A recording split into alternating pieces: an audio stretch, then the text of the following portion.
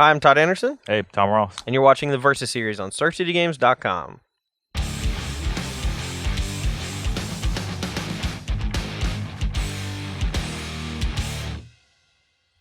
So today we're going to be playing some decks fresh off the Pro Tour. Unfortunately, me and Tom didn't get to go, but we did get to play regionals, like a lot of you guys did, I'm sure. I'm going to be playing the Colorless Eldrazi deck as made popular by Team CFB / Face-to-Face Games. Right. 3 people made it into the top 8 at the Pro Tour with I think this exact 75. Yeah, I don't think they changed much. Maybe even Flock had a different card or something. Yeah, but the deck list just looks great. I made one minor change to the deck. I put 1 Crucible Worlds in the sideboard just because I think that card's very good as the game goes along. People are going to be attacking your lands with stuff like Fulminator Mage, their own Ghost Quarters. And if you get to start rebuying your 2-mana lands, your creature lands with like Mutavault and stuff, or just your Ghost Quarters, people don't have that many basics, and you could just run them out. Especially after sideboard when you go pretty long with Oblivion Sower and things like that. You could just start, bringing back all your sweet lands and just, punishing people for that. But what are you playing, Tom? I'm playing Patrick Dickman's top 4 Affinity list from Pro Tour Oath Gatewatch. He ended up losing to even Flock in semifinals, the exact deck you're playing. But he did beat Blue-Red Eldrazi, Andrew Brown's version, in the quarterfinals. So we're basically playing a rematch of that. The top 4 rematch? Yeah, the Colorless versus Colorless rematch here. I think the deck's good. I mean, it's probably the best all-around deck in Modern from like all time. Like over the past few years, Affinity's always a mainstay in the format. Yeah. Yeah, it's pretty good if you come out fast. One way to be a Thought Nasir is just dump your hand before they can look at it. Yeah, or just have a creature that's like cheaper and bigger than him. I think one of the biggest roads to success with Affinity at the Pro Tour was playing like all Master of Ethereum and no Etch Champion. Right. These colorless, Eldrazi, just kind of make Etch Champion look like a joke. And, being able to play Master of Ethereum, not only to pump all your guys, but just having a giant body for 3 mana is pretty big. This should be a pretty fun matchup. It's going to be pretty quick, though. We're going to probably slow down our pace of play a little bit, talk about our lines a lot more, because the first 3 or 4 turns of the game are going to be probably the most important. Right. And then as the game goes longer, it's going to favor the Eldrazi deck, I think. I'm not 100%. So we're gonna talk a lot about what we're doing in the early turns of the game, and hopefully explain the more important parts of the matchup for you guys. So stay tuned for that. We'll be right back. All right, so we're here for game 1. I won the die roll, so we're going to be on the play here. This hand is a weird one. This is one of those hands that features Simian Spirit Guide, where you have to choose between, what you do on turn 1 versus what you do on turns 2 and 3. I think with this particular hand, we just do nothing on 1, and then we go big on 2. So hopefully, that ends up working out for us, but I'm not 100% on what to do. But we're definitely going to keep. I'll let you talk about your hand while I think about it. I'm keeping a speculative hand with a lot of power in it. Currently can't cast much, but any cheap artifact or land will make this hand really good. Okay. All right. I'm going to go ahead and start off by doing nothing and just play a Nexus and say go. I guess I can't play both my things on this turn. Yeah, I'll play this. Okay. If he draws like a... There you go. If he draws like a Chalice of the Void, I want to play everything. No need to slow roll a Mox Opal. All right. So I have a weird decision here. I can try to just cripple him, or I can just hope that he only has like 1 relevant card in hand, and just go ahead and just jam this Thought Knots here. All right. I think I'm just going to play this and blow it up for 0 and get your Mimknight and Mox, and hope he doesn't have another land. Or if he does, we might just have to grind through a Nexus, or a, what you call it. All right. We'll exile one of these, trigger this. All right, so I think the card here that is most potentially problematic is Massive Ethereum, but he needs to draw 2 mana in a row to be able to cast it, and Steel Overseer can get out of hand, so I think we'll just take Overseer. So, yeah, sure go.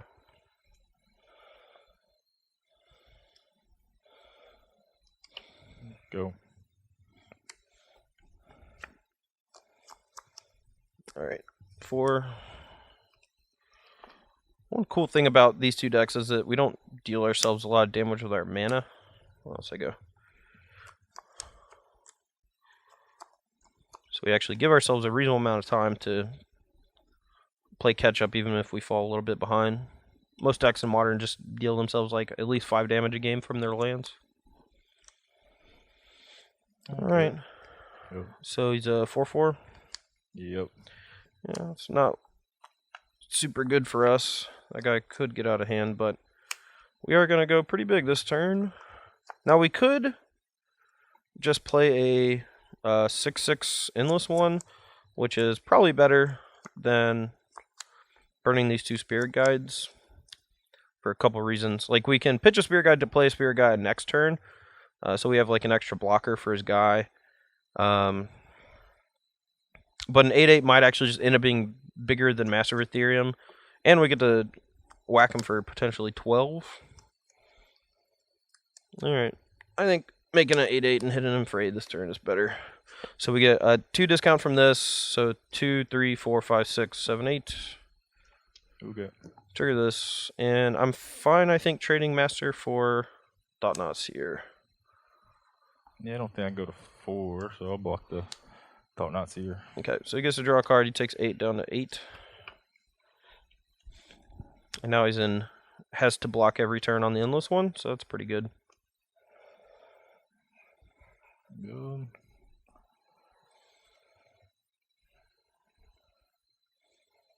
Yeah, I don't know. Maybe I should have kept the Master around. Thing is, I'll just end up dying to probably Blink. No, I wouldn't die Blink Moth either. I don't know. Maybe I should have kept it.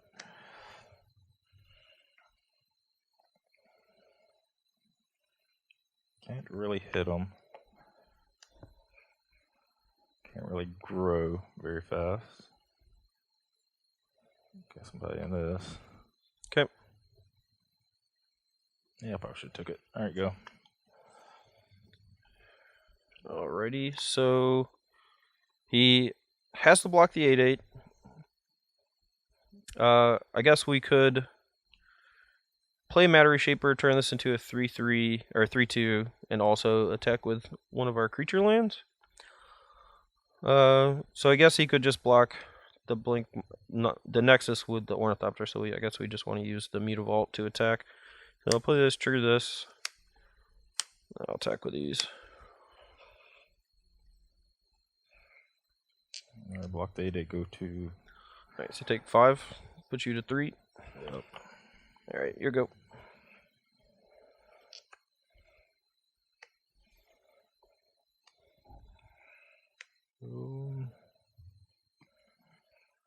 Attack green thing, not really. Cast 2 spells, not really. If I activate this, I can get a counter on it. Probably not too relevant.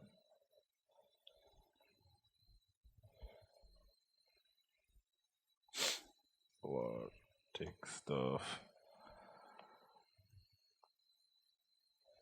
Alright, go. Alright, so probably just going to be activating our creature lands and attacking with everybody. I think you can only block 3 guys, and that's going to let these get through. Yep, you're right, I'm dead. Okay. Okay, we're here for game 2. I'm on the play. I'll have a 1-lander, but I got this Opal that will eventually be online. It's Alright. slow, but yeah, I'm keeping it. Okay, on my side, this is one of the hands where you have like a little bit of the fast mana, but not a ton to do with it. We're really hoping to draw a big guy off the top, but I mean, I think you just have to keep hands like this, and just hope that you draw one of your 12 big guys in the next few turns. But play my 1-drop, come hedge a little bit against Chalice on 1. Sure. Go. Alright, I'll play Ivugan, play Free Mimic, and say go.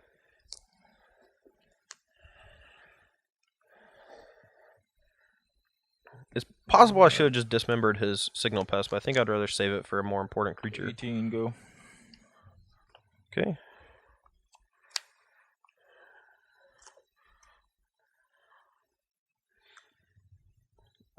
I'll play a Nexus. I think I'll play a Matter Reshaper. We could get hit with a plating on a Vault Scourge next turn. That is pretty gross. I'll go and attack. So 15. 15 life. Here we go.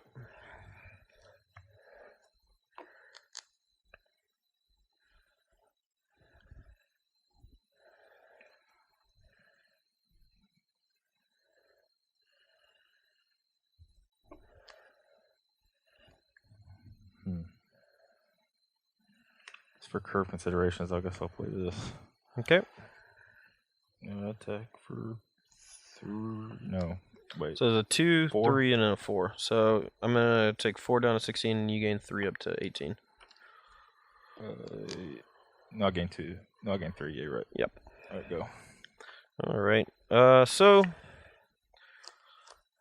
we have to be conscious of our curb, but we also just need to get Master off the table before he gets out of Dismember range, I think. So I really hate doing this now, but I think we have to. So I'm going to go to 11. Or sorry, 12. And then attack for 5. Put you to 13. Let's say go. Alright. It's one of the downsides of Ivugan versus the Eldrazi temples that we probably could have been able to attack for an extra 2. I don't think there's anything I want to sacrifice this turn. So might as well just tap. Yeah, you can't activate this thing either. Nope. So I go to 10, you go to 15. Yep. Play this and go to 13. Go to 13. Alrighty. Your turn. So he's got, what, 2 cards in hand? Yep. Okay, that was actually a very good draw for us. Well, thought not Syria. Trigger. Ravagers. That's a lot of Ravagers. Okay. I guess we still just keep swinging in. If he wants to put a bunch of counters on his Ravager, he has to sacrifice most of his board, so I think I'm okay with that.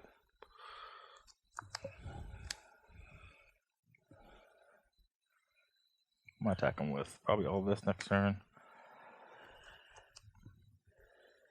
Could block with a Ravager and monster onto a Vault Scourge. That's okay.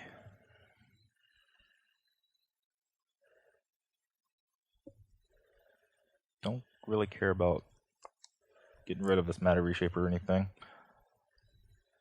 I have 4, 5, so put him on a 2-ish turn clock. Although he has Blink Moth Nexus to block with.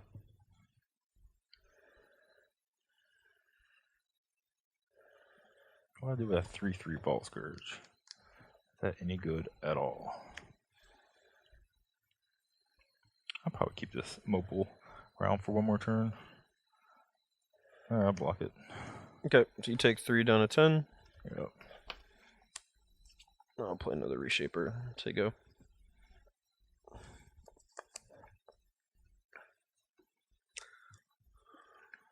Okie doke. 1, 2, 3. So I'm at 10. Am I dead? So I hit you for 9, I believe. I think if I didn't block, I could have killed you. No, I couldn't, because I have to activate. So I want to gain some life or block. I probably want to block. Alright. Okay, so 3, 4, 5. I go to 5, you go to 15. Yep, alright, go. Okay, I guess we are on like a Dismember or Bust, something like that.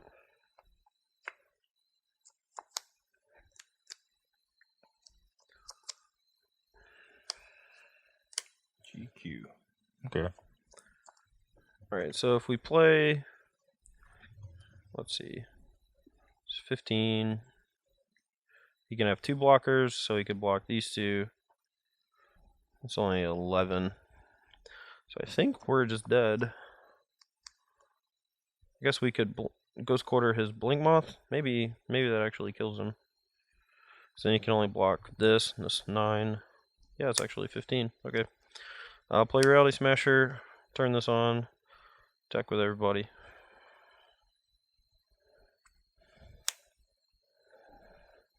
15, you say? Oh wait, no, yeah, I guess you could sack a bunch of stuff and block Reality Smasher. It's still 15. Oh no, yeah, sorry, you blocking the Mimic's the same thing. So Ghost Quarter for the Blink Moth. 9, 12, 15. Alright, activate Blink Moth. Alright, I'll kill in response.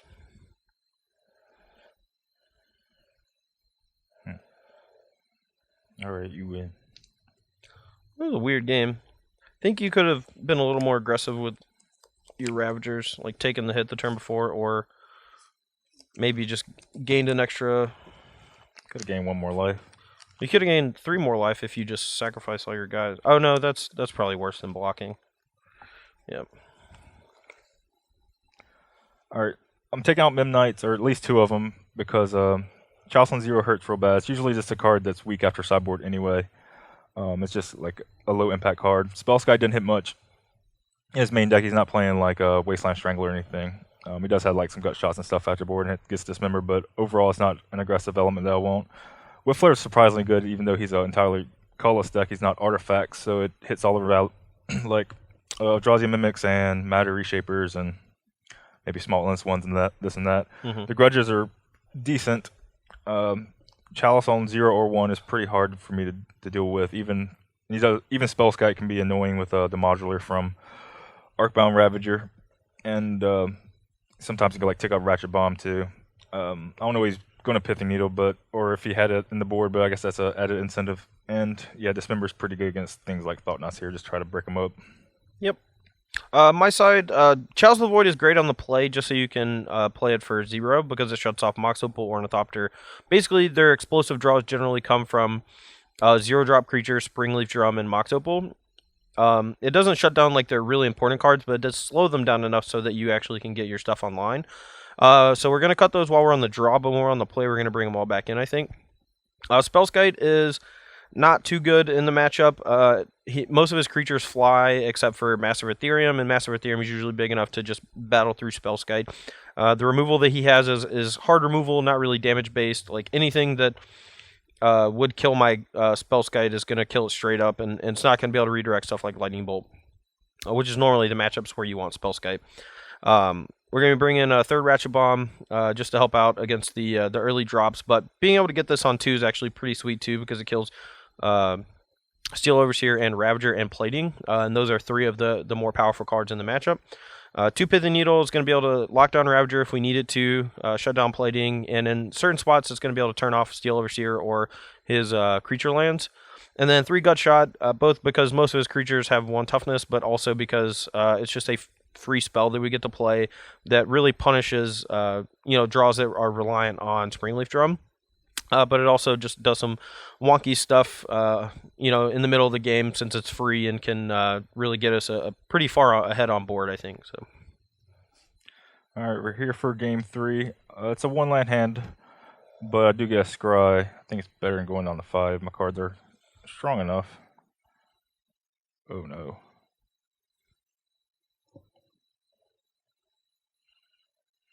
I think it's just going to be too slow for a card like that. Okay, my hand, we're on 7, but we're on the draw. We have a 2-mana land and a couple utility lands, which is going to be a fairly common opener for a deck like this, but we don't have a ton going on. We do have a lot of our control elements, which I like. So we're going to keep it. Again, we're just going to try to hope to draw some big guys and slow them down in the early game. 18. Okay. Go.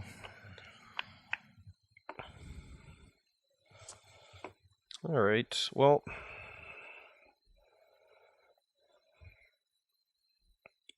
I have a couple options here. I'm not really sure what to do. We could Pithing Needle on just like in the dark on something, but I think I would rather just wait on that. So I think we'll just play this and say go. Like if he plays Steel Overseer or Ravager, I think I'd much rather do that. So 19 all. Go. Okay. I'm going to play a Ratchet Bomb here and say go.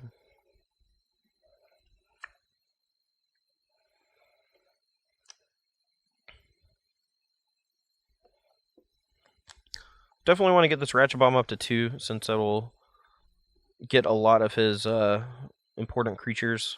Ravager hits the Vault Guards that's in play, can lock down plating.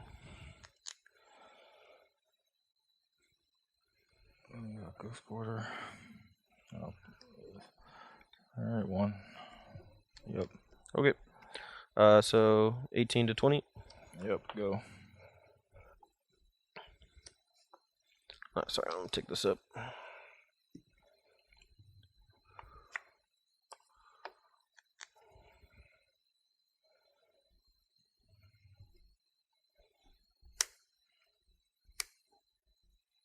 I'll play a Matter Reshaper, and I guess I'll say go.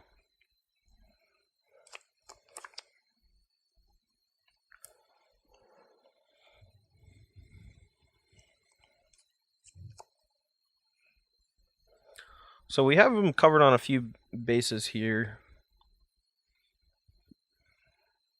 It's going to be interesting to see if he can scrape something together.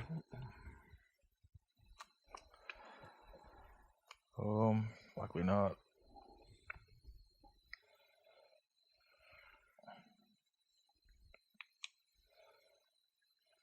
Alright, we'll cast a card. Here, get you with this. Okay. 17 to 21. Go. I'll take this up.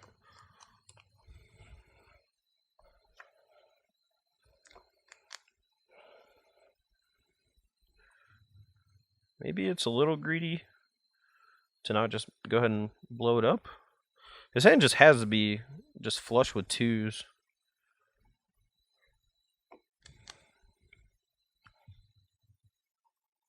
Alright, we'll pop it. Sack, use the Ravager. Okay. Sack it to itself.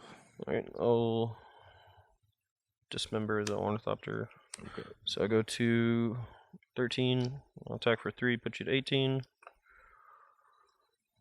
I'll play another one. Here we go.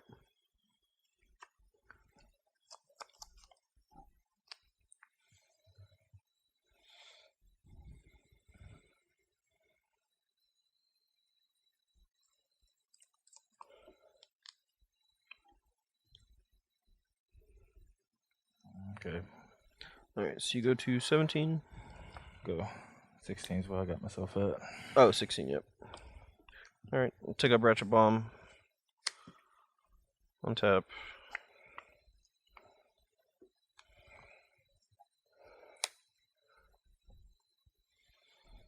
Attack. 13 to 13. Yep.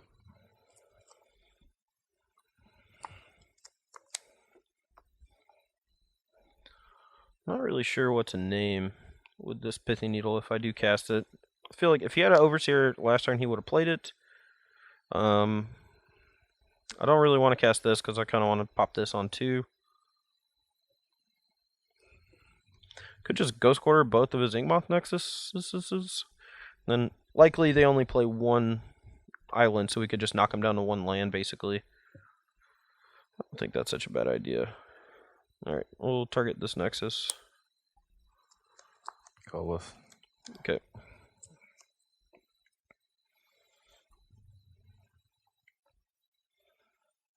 Where is it? Alright. And we could just shut him off of blue by hitting his island with the Ghost Quarter, but I think I just want to keep him off of Nexus for later turns. Yeah, I'll target that.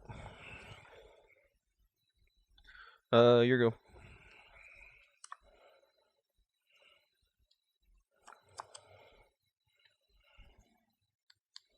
Alright. Okay, 12 to 14. Go. Take this up to 2. Play Blinky, battle for 3. 11.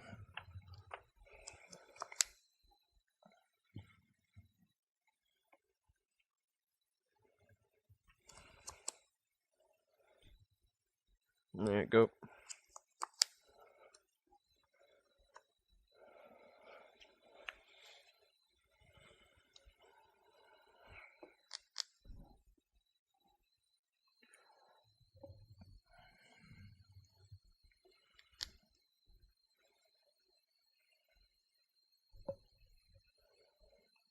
Whatever.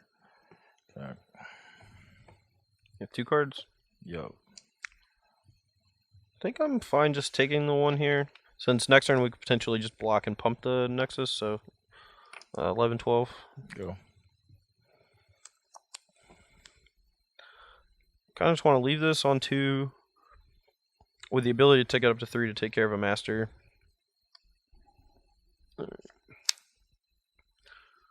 Attack. 9. Go.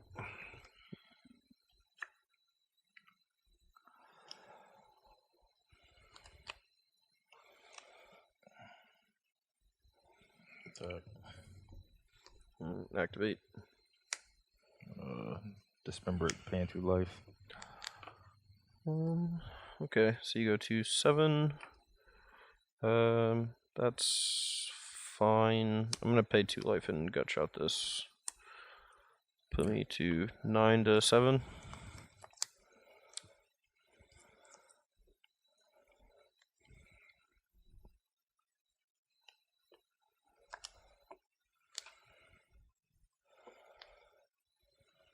Whatever. Go.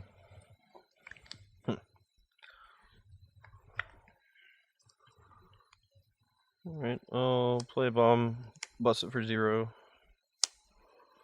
Hit you for 3 down to 4. And say go.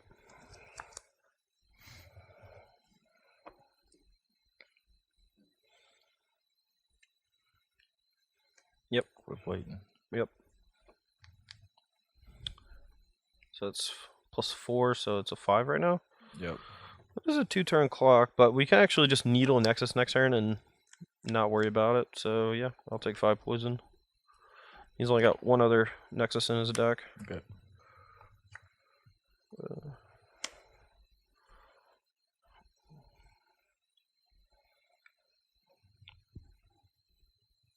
Yeah, Needle on Inkmoth. Hit you for 3 down to 1. So you go. Could have potentially just played a Simian Spirit Guide. Equip it. Go. Sure. Alright, we're at 9, so yeah, just remember your guy. I'm gonna hit you. Alright. We're here for game 4. I don't have color mana, but I have some early aggressions and some pretty good cards, so I'm gonna keep it. Yeah, this is kind of a shovey hand. You saw last game we switched to the control role like pretty fluidly, but this is definitely just a completely different hand than that one. So we'll keep it. See what happens. Okay, 18. Go.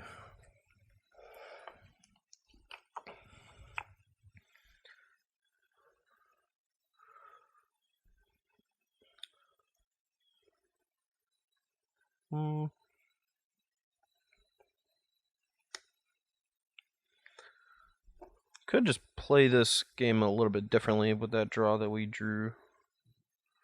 I don't actually mind that at all. So go.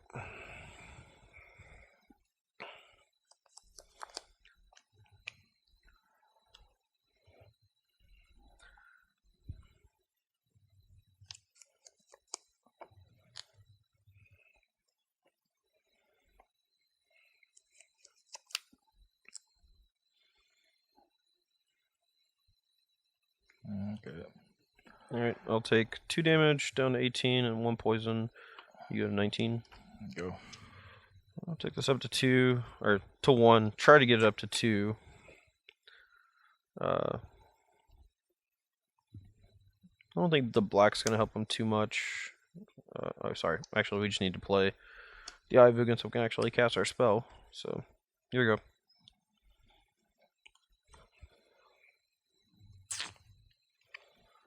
Don't want him to ratchet bomb for 2.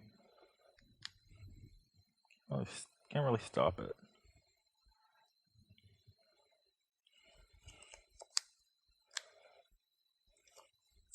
You know, double block this Matter Reshaper.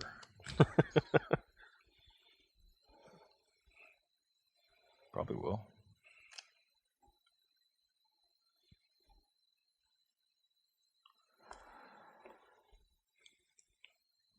Fault Scourge didn't get no better. Alright. Alright, 2 poison and 17 life, and you go back up to 20.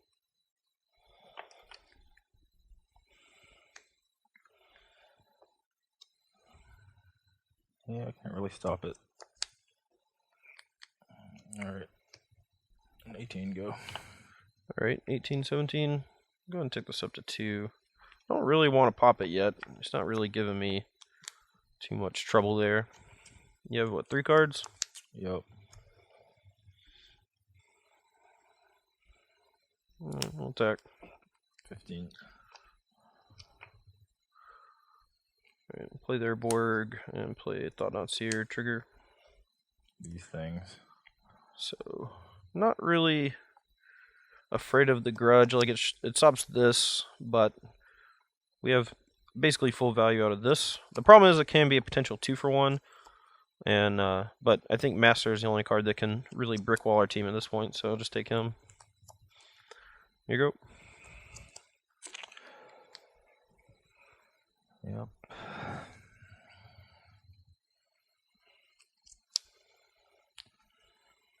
Okay. Alright, I'll go and pop the bomb for 2. I'll take 2 poison up to 4. Go.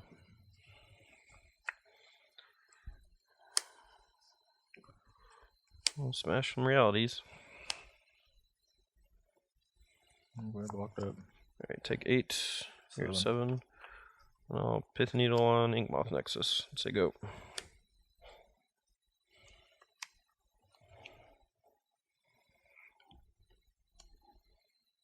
Okay, I'm dead. Alright, here for game 5. I have a hand that plays a lot of stuff early. Yeah, alright. Alright, sure. My hand's pretty sweet. Right. I cast something? Alright, go. Alright, you got, what, 2 cards? Yep. Let's see what happens. I guess go. Oh. Still got 3 mana.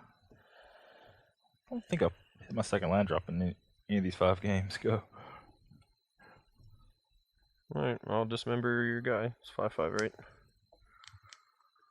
Okay. Alright. Yeah, I'm at 16. Yeah, you have not. It is quite absurd. Alright, I think I'm just gonna play a 3/3 endless one. Could play a 4/4 endless one. I think I'm gonna do that. Alright, let's say go.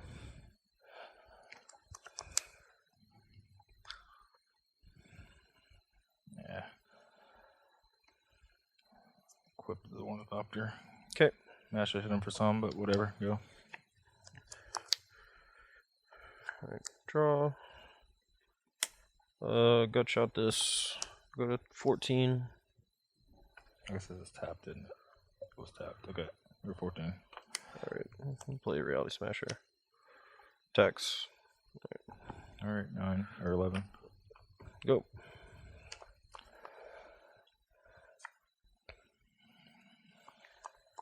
Don't think I can kill him with damage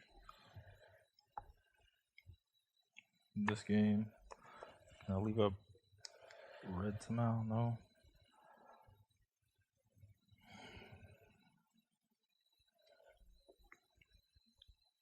How much is this right now? 6 damage. Alright. So I'll equip it. Okay. Alright. 7 poison. Alright. Go. I think we actually need a top deck here. Oh, that was good. Whack ya. Alright, you're 1. Go. Alright. I'll go to 12. I'm dead. Yeah, that was an insane top deck. We we had Ratchet Bomb. We could have popped it for 0. That would have taken care of a couple artifacts. But I think we were still going to die. I think you had to draw a land, though. All right, so from Tom's side, I mean, I'm going to let him talk a lot about it, but I just want to start by saying that those were not great affinity draws. You know, like Tom mentioned in the last game that I don't think he actually played a land on turn 2 in any of the 5 games. No, I don't think so. But that's the 2 double-sided sword that the Affinity plays by. Yeah, it's a very high synergistic deck, but sometimes it's not pieced together, and a lot of times it can be broken apart by just removal spells or whatever. Yeah, I mean, I think it's pretty clear that both Ratchet Bomb and stuff like Gutshot and Dismember are just all pretty good because they're cheap and they usually kill like your more important stuff. You know, if I was on the play, Chalice could also slow down like your Mox Opal or Ornithopter Midnight draws. Yeah, but I mean, I don't think this is uncommon. I think that the Eldrazi deck that's colorless is actually pretty favored against Affinity.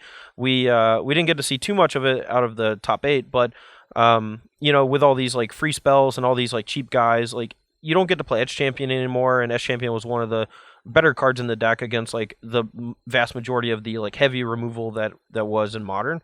But now this new colorless Eldrazi deck is just forces you to play Master of Ethereum, which in theory is better in the format because of it, but I think overall your deck is a little bit worse because you have just another guy that kind of dies to removal spells. You know, like Ancient Grudge gets better, and things like that. Yeah, and Ancient Grudge out of here was in a bad spot. You don't know if they have Chalice or not. Game 4, I drew the colored mana source to turn after the Ratchet Bomb got the 2, which was pretty poor. You want to get it when it's exactly on 1, but I couldn't do that, so they were looking pretty bad, but they're also kind of necessary to try to beat the Ratchet Bombs and stuff. I don't know. It seems like the sideboard's in a bad spot out of the Affinity deck. Yeah, I think it's going to be fairly common for a lot of decks to just adopt playing 4 copies of Dismember just over the course of the 75 because of how good Dismember is against the colorless Eldrazi deck and even the blue-red Eldrazi deck as well. You know, it killed... What is the... I always forget his name. The red and 2 X5... The Vile Aggregate? Vile Aggregate, yeah. I mean, Vile Aggregate is a 5 toughness guy out of the blue-red Eldrazi deck, but they also have Reality Smasher and Endless One and Thought-Knot Seer, and I think Dismember is just the cheapest card at instant speed that deals with everything, and yes, it comes at the tax of 4 life, but you also just get this tempo advantage against the Eldrazi deck, so I think it is important for most decks to play just a ton of Dismembers if they can afford the life. In turn, that may actually mean that if everyone's kind of hinging on that the mono red decks or I guess the burn decks or what have you actually get a little bit better as well. They do get better. The Eldrazi decks are so good against them, though. They're sort of getting pushed out the format right now. I think they have to just wait around. Also, like decks that gain a lot of life or even infinite life, I think are going to be pretty good against Eldrazi. Also, cards like Worship too. Yeah. So I think Red's in a bad spot. So you should see a bunch of Dismembers soon. Yeah, I mean, I think the format is going to shift a reasonable amount in respect to the Eldrazi deck, but it might take a few weeks just because people are just not really certain on how to attack these decks yet. Prison-style decks, I think, are going to be great. I really think some version of the Smallpox deck that you've played in the past is going to be very good. Mostly because that is a deck that can play Ensnaring Bridge and just rely on these like enchantments and artifacts to win, which is pretty sweet. They are going to be a little bit vulnerable to stuff like Ratchet Bomb, so maybe you need to play like some Pithy Needles main deck or something to just make sure that you get them on all fronts. You want to make sure that you can like keep their creatures from attacking you with like Ensnaring Bridge. You want to make sure that you can like disrupt their mana so their deck's a little bit slower. And a deck like Smallpox could theoretically do that. I think Black-Green, Life from Malone, Smallpox deck should be good. Life from Malone for Ghost Quarters and stuff. They have Relics out the sideboard, but that's not too big of a deal, and also deck can play Abrupt Decay. Yeah, cool. All right, guys. Well, that's going to be all for me and Tom Ross today. I appreciate y'all tuning in. This weekend, though, make sure to check out SCG Live as the SCG Tour comes to Louisville. Yeah. Louisville, Kentucky, I think. Yeah. All right. I don't know where places are. Yeah, we're playing Modern there. Matthias Hunt and Ryan Overturf will be commentating. Yep. That was the duo that actually did commentary at the SCG Tour Standard Open in Columbus just a few weeks ago, and I think Overturf was new to the position, but I think he did a great job. So should be an awesome show. Plus, we get to see all these new modern decks in action again, and hopefully Eldrazi is not 75% plus of the top 8. It probably will be. Anyway, guys, for Tom Ross, I'm Todd Anderson, and thanks for watching the Versus series on SearchTheGames.com.